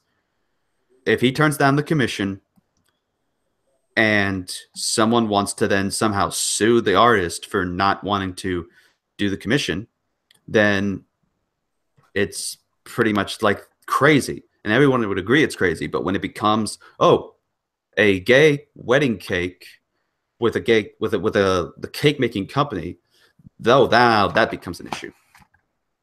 K-Dub True says, what's the conversation? It's about the whole gay wedding cake controversy again that's come up in the news. K-Dub.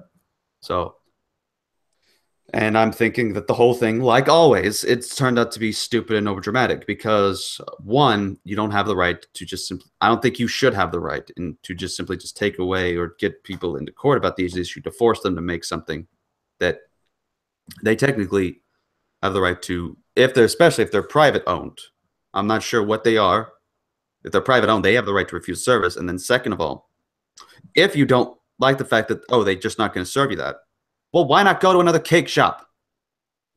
I think some of these times it's not about persecution or any of that. It's just, look at me. I'm on the news. I'm on the media. I think that's what it is for the most part. Because, first one may have something, but then it's becoming a pattern. If I wanted to be on the news media right now, I could just go, do something with an X, with the lips or something, or just make some kind of character up to act gay, go and ask for a wedding cake. And if one place manages to refuse, I could try to make it a big publicity and get on the news. It's the best way to do it. I work in the news station. I know how easy it is to be getting into this stuff. We have people who do this all the time. And it's sick. And it's sick when you do this for attention, when there are common sense ways of saying to get around things. Now, I may not agree with some ways of getting around it, but hey, if you want your wedding cake, they even have online shipments these days that they're doing for wedding cakes. And they're not going to discriminate with you being gay or not, whatever you're going to say it is. Then do that. Otherwise, you're just going in and you're looking for drama.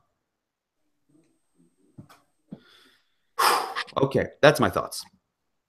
Agreed. And I think that place was a privately owned bakery. Yeah, that proves that they have the right to refuse service, in my opinion. Hey, I'll talk to you later on Discord with the whatever you call it, after show or something. Yeah, I might not make it on there though. I'm gonna probably watch some Punisher or Voltron before I head off to bed. I gotta get to Dagger here in the morning. Yeah. Good luck with what was it that Cole said? Like you're gonna go street preach or something. Good luck with that. No, thank you. Sorry, as I said, I'm very tired, so I might head out and sleep. But sorry for my mic. The quality is just being stupid today. It's normally not this bad, but I'll talk to you later. I gotta go to bed I gotta at least try to get some sleep as well because I'm gonna be going to a men's breakfast tomorrow for my church. Yeah, I understand that, man. Yeah, Brian, if you have a question, I will sometimes miss questions, and Xfall did this earlier. Just ask your question again. I won't be able to see it all the time because I have Discord up, I have YouTube up, I have Hangouts up, I have Twitter up, I have Skype up. I have to look at all these things, including the things in the Hangout, as well as my Bible software. So I got a lot to work with. Huh. He's not omniscient. Yeah. And apparently I got another question, and someone did ask a question from Twitter. From Silver Reploid CLE. How would you react if you were to see another person take on a spicy eating challenge? My reactions all due to seeing this all the time. My reaction to see another person take a spicy eating challenge is, oh, they're fools. And trust me, I was one of them. You're never gonna get me doing that type of challenge. Oh, I will get you to do it. No, you won't. Yes, I will. Even if it has to be. You know that you're gonna do it. It'll just have to be 5 wings, probably, but you'll do it. Okay, maybe when we meet that accidental chance, see we meet face to face, I'll do it. Well, when that day comes, my friend. I'm gonna highly regret it. Oh, see, is that you? Yes, it is. Yeah, like, our encounter will be predestined. I'm gonna have to go to the nearest wing shop, and I don't know what you would prefer, if it was Hooters or B-Dubs. Yeah. I actually found an interesting store where the place I street preach nearby is. One of the markets that is in there has this place all the way from Louisiana, and it has these little dipping sauces, these hot sauces. What was it called? I think frog bone. I think a frog bone cage. Frog bone sauces or something like that. Frog bone Cajun sauce, and it is apparently won awards, and that's why they're selling it, because it's apparently a very spicy thing. And apparently, and then knowing Louisiana, because I've been to New Orleans a couple times, they got some spicy stuff, some really good stuff.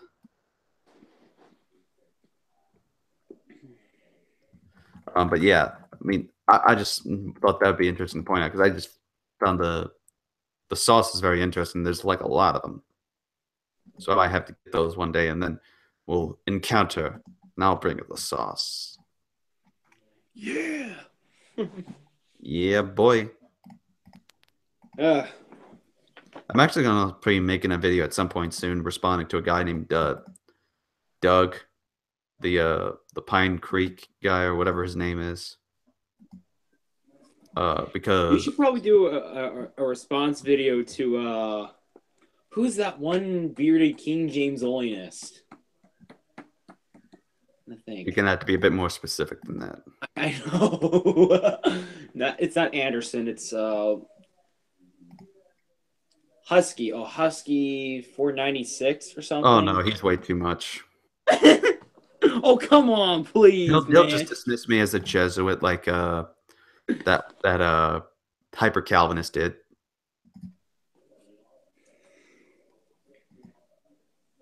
Yeah. How does he know you're a Jesuit though? Oh yeah, I don't know. It's World Secret's coming out. Okay, Galactic asks, I have one question. Have you tried a Virgin Bloody Mary? No, I have not tried alcohol. Well, technically I have accidentally had sips of alcohol twice, but never on intentional purposes, because I don't like alcohol. I hate it. It's just disgusting to me. Okay. So I mainly hate alcohol as well. Brian asks, so remember how I was looking for a church before? Well, I found one. It's Southern Baptist Church, not Reformed, but they are gospel-minded, very welcoming of new people, and they are not afraid to deal with texts like, okay, he's still typing, because I don't know how to respond. That's not a question yet. All right, so guess when he's done with that. Also, Xfall, I've sent you on Discord the link to join the Hangout. So just click on that after you make your, or if you have a, because I know you have a YouTube account, so it should just log you on through there. Okay. They are not afraid to deal with texts like Romans 9. So my question is this: what else should I look for in a good church? I pretty much have my pick of Southern Baptist churches, but I don't know how to know where God wants me. If God has a church picked out for each one of us. Okay, well, you'll have to discern the church for yourself. Define which one it is, and you have to do with one. There's a good way to do it. So let me pull this up real quick. Hold up a second. What was that? Okay, that was nothing. Okay. Because there was actually a very good thing I've seen in what's it called? The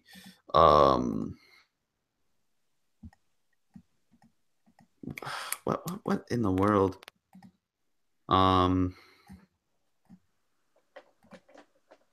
Trying to remember what it was. Okay, hang on a second. If I can't find a thing on here, then I will go pick it up from my book. Hang on. I have to get the book now because, you know, that's how it works. Where are you? Right there. All right. All right. Let me put these earbuds on. Huh? Oh, I thought you said something. All right. Virgin means non-alcoholic. I don't know, man. Okay. Well, let's see here.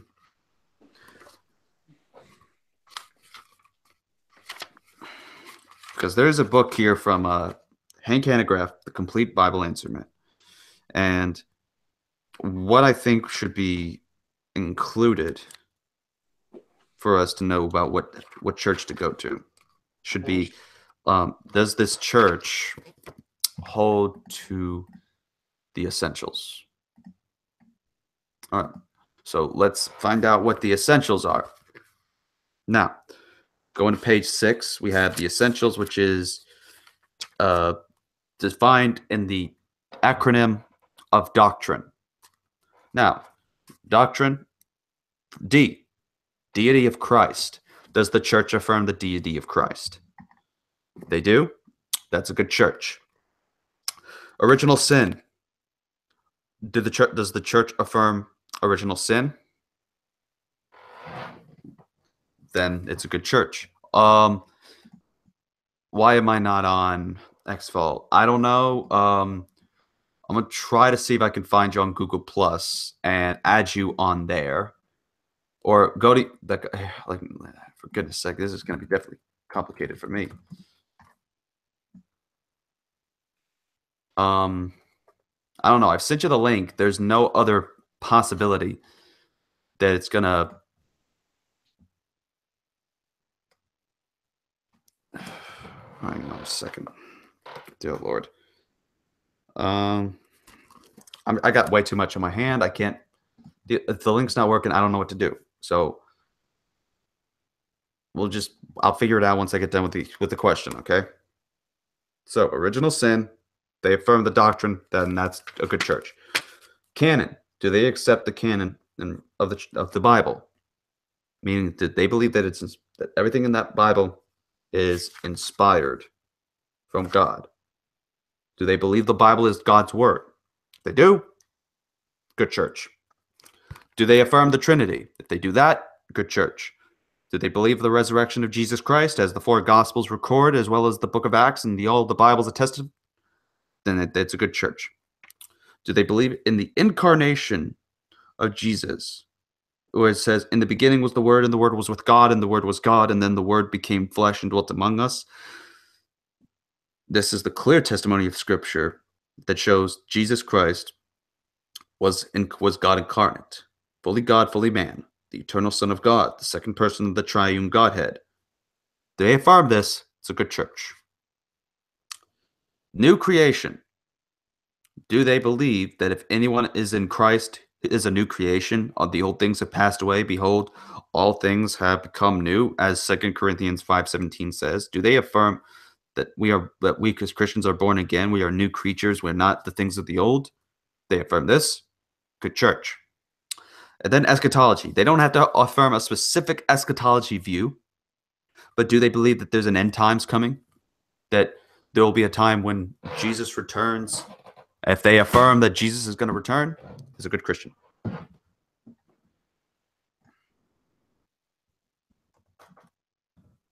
right, so there you go. And Xfall again.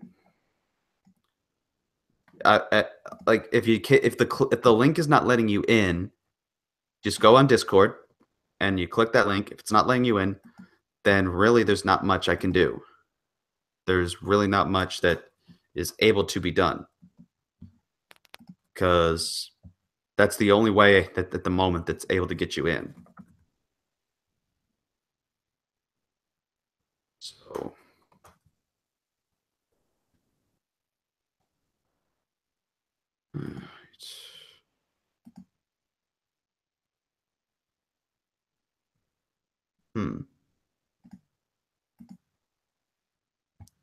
Are you there, Christian man? Yeah. Okay, for some reason my thing was getting slow on my computer. I didn't see what was going on there for a sec. Okay. Yeah, and I don't see you having a let me check the channel.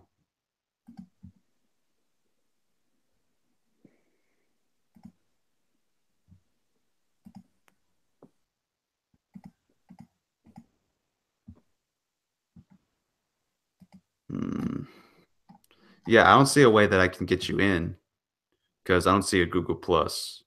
Unless you've got a Google Plus account, you're probably not gonna be able to get in. So that might be the problem right there. So I don't know.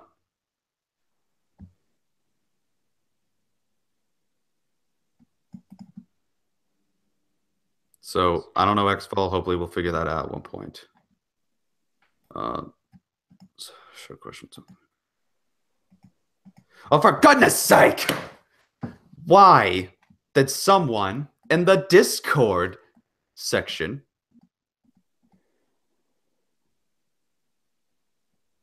Hello? Yeah? I am frozen right now. Uh-oh. Yeah, I don't know what's... Okay, whoa, that scared me a bit. All right. Yeah, someone in the Discord chat. It's the Faded One, which is our penguin. Oh, what in the world? Something is happening with our stream. At least I think it was.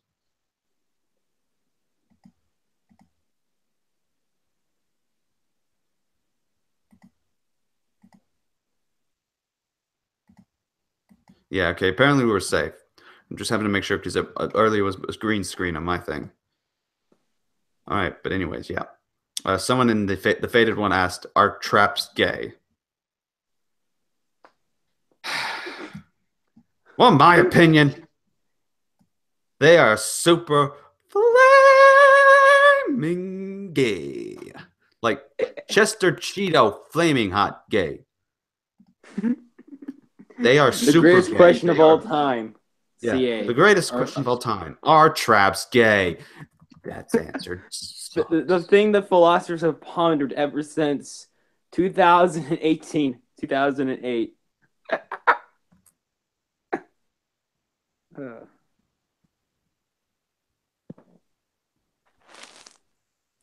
You there, man?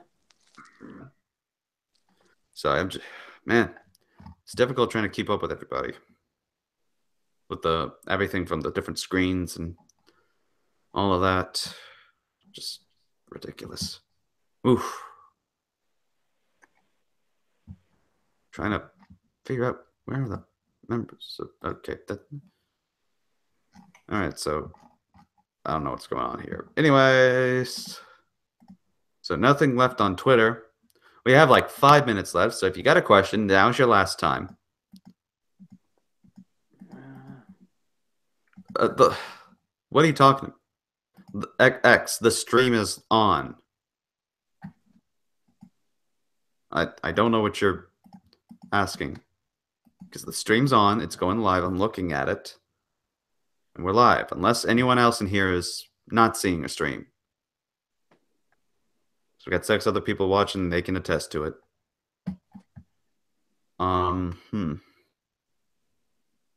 Okay. All right. So we'll give it about 5 more minutes before we cut it into it. So if y'all got any last questions, feel free to submit them. Let me think really quick. Yeah, you think. Be the first time? I'm kidding.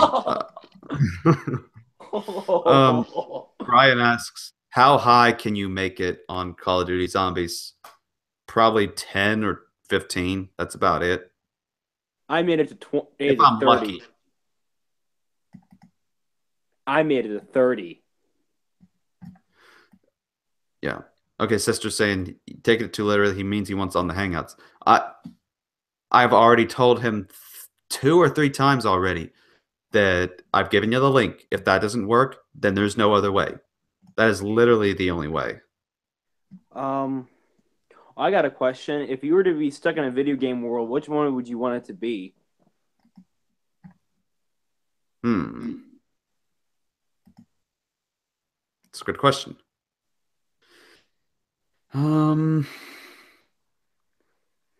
If I had to pick a video game world, Grand Theft Auto 5, so I can preach to those heathens.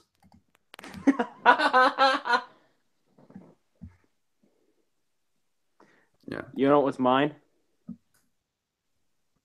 What? Minecraft. Of course you would.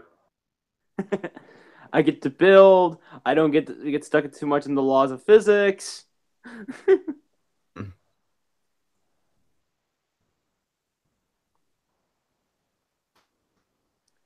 I get to build a fort against those creepers. I get to build the wall against them.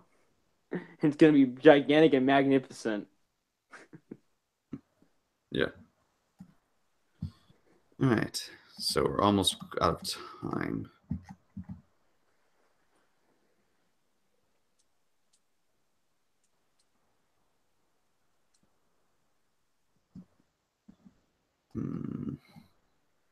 Well, yeah, there is one person that's wanting a link, but he doesn't have my tag number for Discord. And I don't know where do I go to get that thing. Okay, there it is. Oh, for goodness sake. Hurry up, you stupid idiot. All right, well, I don't know what's going on because I tried looking you up on Google+. So unless you can add me on Google+, then I can add you back, and then I can probably add you in here next time. But right now, if that link's not working, then there's nothing that's going to work.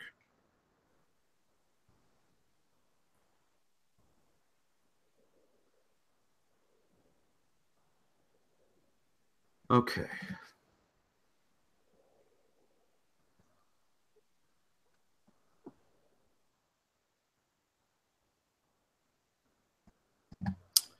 About 2 minutes up.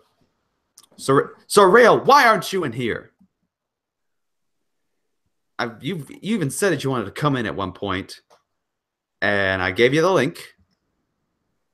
And yet you're down there, and what do you say? Spaghetti-o. Or technically, it's spaghetto. You can't spell surreal. Goodness sake.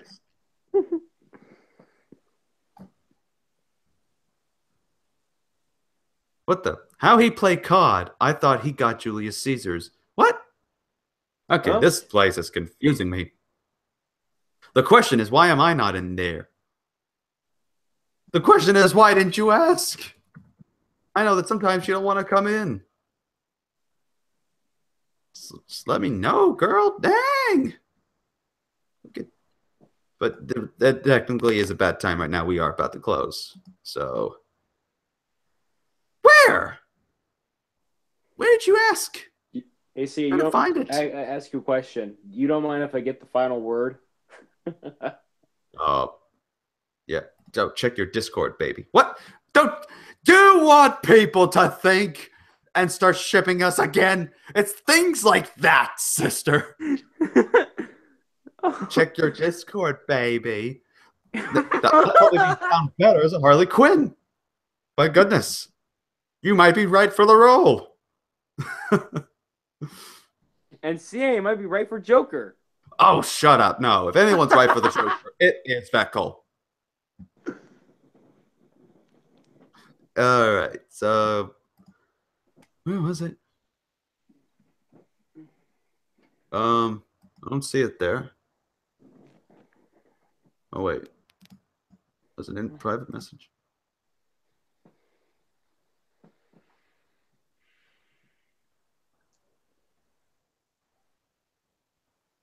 I only see the last video you made was that for me after watching the video responsive comments. No, that's not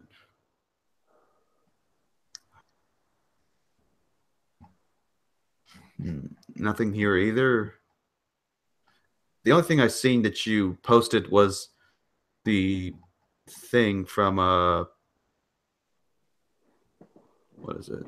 The little Coffee Creations abridged series that you're in. That's the only thing I see. Oh yeah, you did it on here. Okay, well then I probably missed it.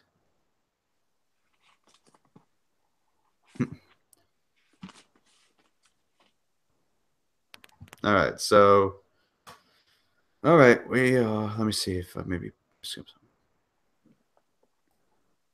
All right, no, appreciate. Hopefully, I was able to help out, Brian. But yeah, that's all the time we got. I'm going to probably still debating on it. Make a bag of popcorn. Watch a couple episodes of Ultron. Maybe put some room in for Punisher, and then I'm going to bed. So I won't be in the after show, but if you want, Christian, man, if you want to take my place for that for a little bit, if no one else shows up in about 20 minutes, you're more than welcome to leave. The Discord after party, so we'll be doing that, except I'll not be present for this particular one. So I hope y'all had a great day. I hope this was fun for y'all. And again, share the word, spread the word around. For as Christian Anarchist, we will be doing this more often. Just keep in mind about this. I may not be able to do these as much for a few weeks. I'm just saying possibility-wise, because my grandpa is not doing too well. He's, like I've said before, he probably wouldn't make it past Christmas. Well, as you can tell, it is December 8th. It's probably near that time. He's already lost, or at least is starting to become a good percentage of only being able to be in the bed, or in this case, the couch that he's on. And he doesn't have long. It's getting bad. And I want to spend as much time taking care of him or going to see him, because it's hard that I haven't gotten a chance to know him, and he's only been out for about a couple years, I guess, since he got out of jail. And I just haven't had much of a time to know him as much. And I want to spend as much time so I don't have regrets, and that I can know he's happy. And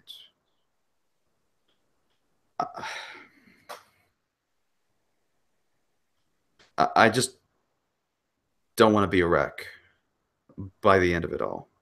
because I did that once with one of my uncles that I did not know or didn't get a chance to know when I had every opportunity to do so, and I passed it up. I'm not going to let it be like that with him. So obviously, some videos are probably going to be delayed. Some of these things are going to be delayed, and even the 1,000 subscribers to special is going to be delayed probably because, like I've said, I have priorities. YouTube is going to be overlooked when family and my faith come into play over certain things. So street preaching takes a priority. Going to church takes a priority. Family matters takes a priority over this. I'll do this for you guys when I have the time. Just know that about me. And please just relate to me. For once, please. If anyone hasn't. Because this is a tough time in my life.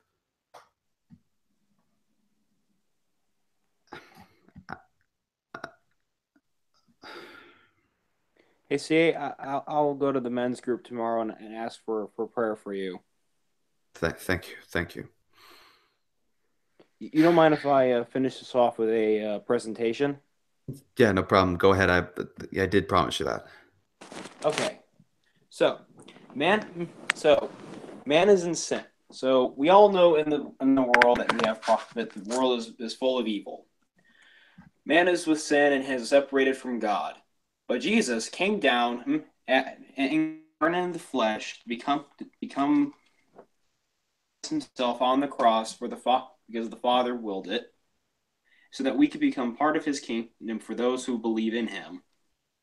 But the Bible says, "For God so loved the world that he gave his only begotten Son, that whoever believes in him should not perish but have everlasting life. For God did not send his Son into the world to condemn the world, but that the world through him might be saved. He who believes in him is not condemned, but he does not believe is condemned already, because he has not believed in the name of the only begotten Son of God." And as Paul says in Ephesians 2:9, do it really quick.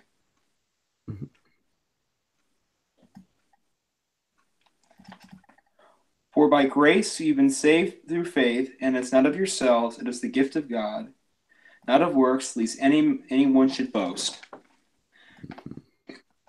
And basically, the one thing you have to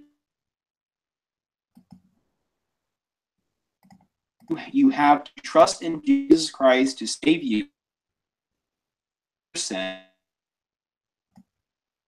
You're breaking up a little bit there, Christian man. Is the only. You broke up there a little bit. Oh, this is well, I was just quoting the two Ephesians 8-9, 16 through 18. Mm. Yeah. Well, still good. It was still good, man. Thank you. No problem. Anyways, yeah, if y'all want to chill out with Christian man, just head to the Fair after party, and he'll probably see you there. Maybe not. I don't know. But until then, this has been the Christian Anarchist. Shalom Aleichem. Peace be upon you, because I wish that upon you. Have a good night.